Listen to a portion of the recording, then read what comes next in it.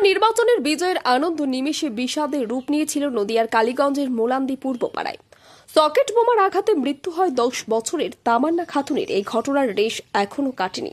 থমথমে গোটা এলাকা। শোকস্তব্ধ তামান্নার পরিবার, প্রতিবেশীদের চোখে জল আর ক্ষোভ দুইই বর্তমান। এই ঘটনায় দায়ীদের বিরুদ্ধে দ্রুত পদক্ষেপ নেয় কালীগঞ্জ থানার পুলিশ। প্রথমে আদর শেখকে গ্রেপ্তার করা হয়। পরবর্তী তদন্তে উঠে আসে আরও 3 জনের নাম: আনোয়ার শেখ, কালু শেখ এবং মানুয়ার শেখ। সোমবার রাতেই 4 জনকে গ্রেপ্তার করে কালীগঞ্জ থানার পুলিশ। মঙ্গলবার দুপুরে অভিযুক্তদের কৃষ্ণনগর জেলা ও দায়রা আদালতে পেশ করা হয়।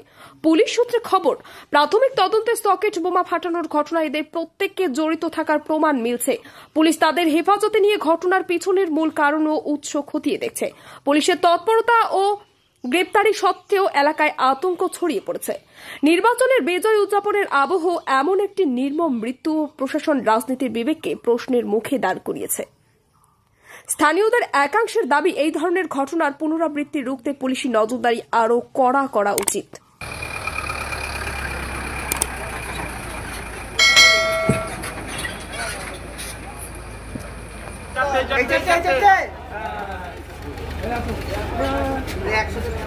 একসাথে আনলে খুব ভালো হবে।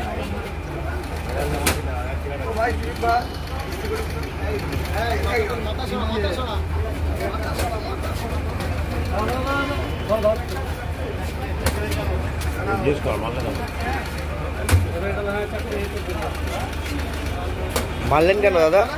বাচ্চা মেয়েটাকে মারলেন কেন? অনলাইন করে আমরা পারিনি, আমরা ওই পানি কাটাইছিলাম। অনলাইন করে নিজে মেরে, নিজে বুমবাস করে নিজে মেরে আমাদের পরিবার তো আপনাদের বিরুদ্ধে অভিযোগ করছে। ভুল করছে অভিযোগ। এর আগেও তো আপনাদের বিরুদ্ধে অভিযোগ রয়েছে। আমরা পানি কাটাইছিলাম। অনেক বছর ধরে আমার পছন্দের গয়না সঞ্চয় করেছি। এবার দেব আমার প্রিয় মানুষ। মা, it's yours. Now it is yours. আমার পছন্দের গয়না আজ থেকে Sohan, pure and precious, Orient Jewellers. যদি এখনও আমাদের খবরের দর্পণ চ্যানেলটি সাবস্ক্রাইব না করে থাকেন, তাহলে এখনই সাবস্ক্রাইব করুন, সঙ্গে বেল বাটনটি ক্লিক করুন আর পেয়ে যান সব খবরের দ্রুত ভিডিও আপডেট।